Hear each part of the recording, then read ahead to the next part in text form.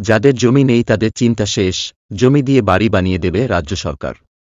পশ্চিমবঙ্গ সরকারের তরফে বড় ঘোষণা, রাজ্য সরকার এবার আবাসনের জন্য জমিও দেবে। এমনিতেই মানুষকে ছাদের নিচে থাকতে সাহায্য করার জন্য চালু করা বাংলার আবাস যোজনা প্রকল্পটি রাজ্য জুড়ে নানান অভিযোগের সম্মুখীন হচ্ছে। অনেক নাগরিক জেলা এবং ব্লক স্তরে প্রতিবাদ জানিয়েছেন। বলেছেন যে ইতিমধ্যেই যাদের বাড়ি আছে তাদের জন্য ঘর তৈরি করা হচ্ছে, অথচ যোগ্যদের নাম বাদ দেওয়া হচ্ছে। সম্প্রতি এই অভিযোগগুলি সত্য বলেও প্রমাণিত হয়েছে।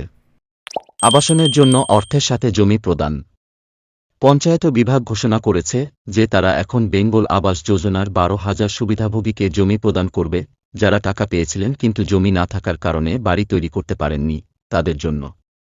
এই লোকেরা এখন তাদের বাড়ি তৈরির জন্য অর্থের সঙ্গে জমি পাবেন। পঞ্চায়েত বিভাগ ইতিমধ্যেই প্রতিটি জেলাকে এটি নিশ্চিত করার জন্য নির্দেশ দিয়েছে। তবে এখানে একটি বড় প্রশ্ন রয়েছে। বাংলার আবাস যোজনার একটি শর্ত হল প্রকল্পের জন্য আবেদনকারী ব্যক্তির নামে জমি থাকতে হবে। কিন্তু প্রশ্ন হল, জমি না থাকলে এই লোকেরা আবাসন প্রকল্পের জন্য কিভাবে টাকা পেলেন? জমিহীন লোকেরা কিভাবে টাকা পেলেন? পঞ্চায়েত অফিস জেলা ম্যাজিস্ট্রেটকে বলেছে যে জমির অভাবে বাড়ি তৈরি করতে পারছেন না এমন 12,000 সুবিধাভোগীর জন্য জমির ব্যবস্থা করতে। তারা যেখানে থাকেন তার কাছাকাছি খালি জমি পাওয়া গিয়েছে এবং সেখানেই তাদের জন্য ঘর তৈরির পরিকল্পনা করা হচ্ছে।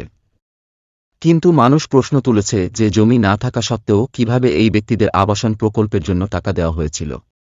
সরকার কি বলছে? পঞ্চায়েত মন্ত্রী প্রদীপ সরকার এই সিদ্ধান্তের পক্ষে যুক্তি দেখিয়েছেন, এই লোকেরা খুবই দরিদ্র এবং তাদের জমি নেই। তিনি বলেছেন যে জনগণের জন্য গভীরভাবে চিন্তা করে মুখ্যমন্ত্রী তাদের জমি দেওয়ার নির্দেশ দিয়েছেন।